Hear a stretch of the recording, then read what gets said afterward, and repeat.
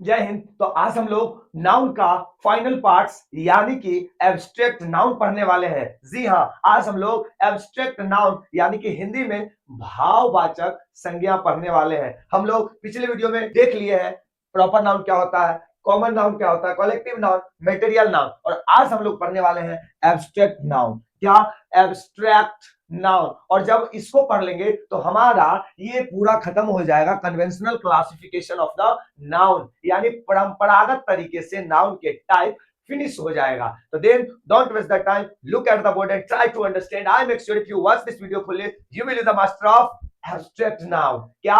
Abstract noun के master बन जाएंगे आप। ठीक है, then don't waste the time, let's start. देखिएगा, समझिए, एब्स्ट्रैक्ट नाउन, एब्स्ट्रैक्ट नाउन को हिंदी में बोलते हैं भाववाचक संज्ञा। क्या बोलते हैं? भाववाचक संज्ञा, यानी मन के अंदर के भाव को बताने वाले नाउन को भाववाचक संज्ञा कहते हैं। क्या कहते हैं? भाववाचक संज्ञा। ठीक है, देखिए इसके डिफिनेशन, फिर इसको अपने अंदाज में समझेंगे। ध्यान दीजिएगा, इसका कहा जाता है कि name of things meant only for feeling is equal to abstract noun, यानी मन के भावनाओं को बताने वाले शब्द को भाववाचक संज्ञा यानी कि एब्स्ट्रैक्ट नाउन कहते हैं। दूसरे तरीका से अगर देखें तो वो ये है कि an abstract noun is the name of the thing which is meant only for feeling, not for looking और टचिंग, यानी जिसको केवल अनुभव किया जा सकता है, जिसको न तो देखा जा सकता है न ही छुआ जा सकता है, केवल क्या किया जा सकता है? फील किया जा सकता है। वो कहावत नहीं सुने हैं,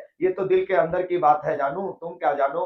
तो इस जिसको हम लोग क्या कर सकते हैं? केवल फील कर सकते हैं। क्या कर सकते हैं? फील कर सकते हैं, उसी को क्या कहते हैं? एब्स्ट्रैक्ट नाउन कहते हैं। देखिएगा एग्जाम्पल, जैसे है ऑनेस्टी, ईमानदारी। भाई साहब, ईमानदारी को आप देख नहीं सकते हो, हम भी नहीं देख सकते, कोई नहीं देख सकता है, सिर्फ महसूस कर सकते हैं। और प्यार, love, hate, kindness, nation, government, childhood, damage, कोई भी चीज के उसके हालात को देख सकते हैं, डैमेज को नहीं देख सकते। और देखिए ब्यूटी, सुंदरता, उसको महसूस कर सकते हैं। Darkness, illness, sweetness, friendship, boyhood, old age. तो ये सब कुछ एब्स्ट्रैक्ट नाउन के एग्जाम्पल हैं, जिससे हम लोगों को समझ में आता है कि एब्स्ट्रैक्ट नाउन को केवल हम लोग फील कर सकते हैं, फील करने के अलावा न तो देख सकते हैं, न तो देख सकते हैं और ना ही छू सकते हैं। जिसको न तो छुआ जा सके, न देखा जा सके, बल्कि फील किया जा सके, उसको क्या कहते हैं? उसको कहते हैं एब्स्ट्रैक्ट नाउन। जैसे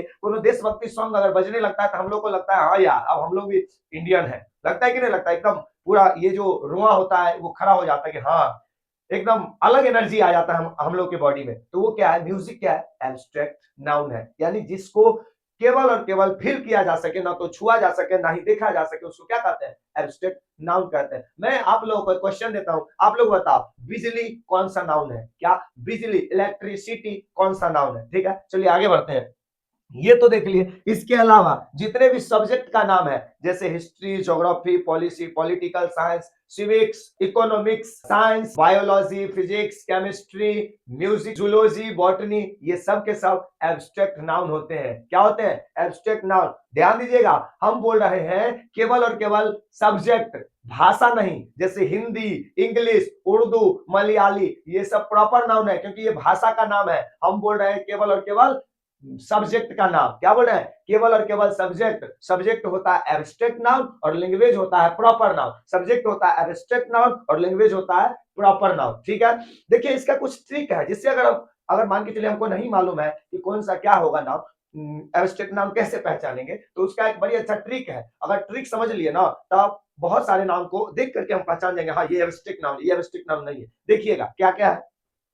पहला ट्रिक है मेंट, यानी अगर आप किसी नाउन के लास्ट में, यानी किसी शब्द के लास्ट में MENT मेंट लगा हुआ देखते हैं तो आपको समझ में आ जाएगा कि वो एब्स्ट्रैक्ट नाउन है। जैसे गवर्नमेंट, कंपार्टमेंट, पिपरमेंट, तो जिसमें भी मेंट लगा हुआ होता है वो सब एब्स्ट्रैक्ट नाउन होता है। क्या होता है? एब्स्ट्रैक्ट नाउन होता है। दूसरा दूसरा TY, या कभी कभी वाई भी देखने को मिलता है। तो जिस भी वर्ड में TY उसके लास्ट में लगा हुआ देखे, जैसे ब्यूटी, ड्यूटी, या जैसे एक और वर्ड आता है मर्सी, MERCY, मर्सी, तो यहाँ भी वाई आता है। तो ये सब क्या है? Abstract noun. अब ऐसा नहीं कि सब में, अब जैसे बुआ है तो उसमें लास्ट में वाई आता है, तो वो भी नहीं हो जाएगा।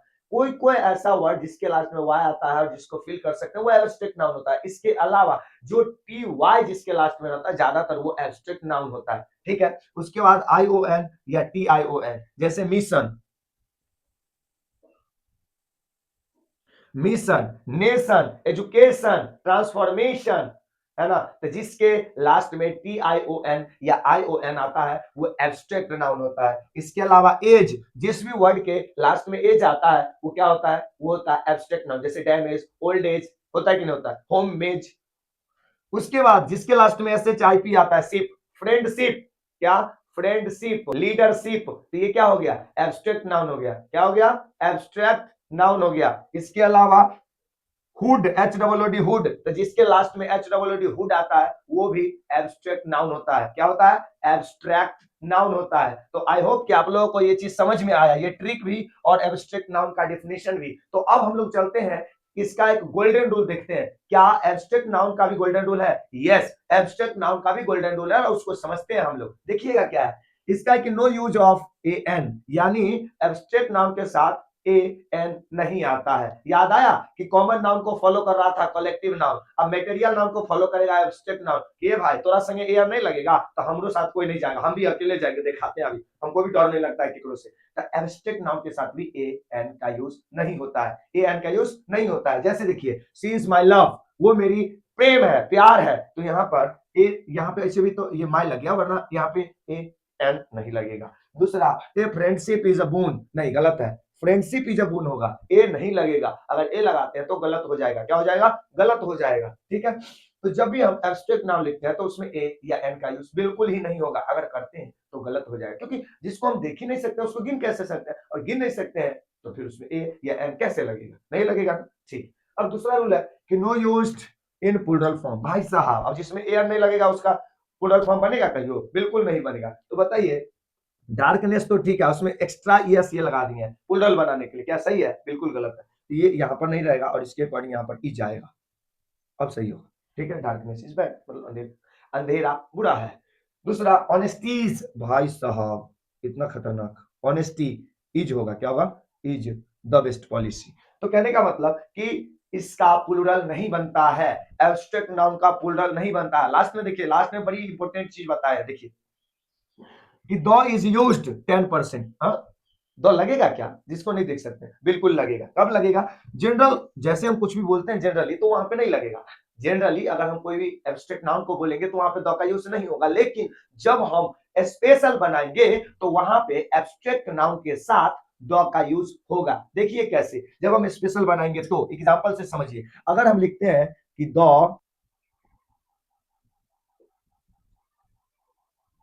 ध्यान दीजिएगा यहाँ पे क्या लिखा है कि the music of this movie is good, यानी इस मूवी का या इस फिल्म का जो म्यूजिक है अच्छा है। तो यहाँ पर म्यूजिक तो एब्स्ट्रैक्ट नाउन है सर, तो उससे पहले द लग गया, लगेगा। हम क्या बोले कि जब हम इसको खास बनाएंगे, यानी एब्स्ट्रैक्ट नाउन को खास बनाएंगे तो उसके साथ द लगेगा। ठीक है, तो आई होप कि आप लोगों को ये सारी बातें यहां से लेकर के यहां तक समझ में आई, और आज आप लोगों के लिए कॉन्ग्रेचुलेशन कि आज हमने ये पूरा type conventional classification of noun, proper noun से लेकर के एब्स्ट्रैक्ट नाउन तक पूरा खत्म कर लिए हैं। ठीक है, मैं आशा करता हूं कि आप लोगों को ये पूरा एब्स्ट्रैक्ट नाउन का वीडियो समझ में आया होगा। तो सीखते रहिए इसी तरीके से और अपना मस्ती बरकरार रखिए, क्योंकि कहा जाता है जिसका मस्ती जिंदा है उसका हस्ती जिंदा है। मिलेंगे अब किसी नेक्स्ट वीडियो में, तब तक के लिए जय हिंद।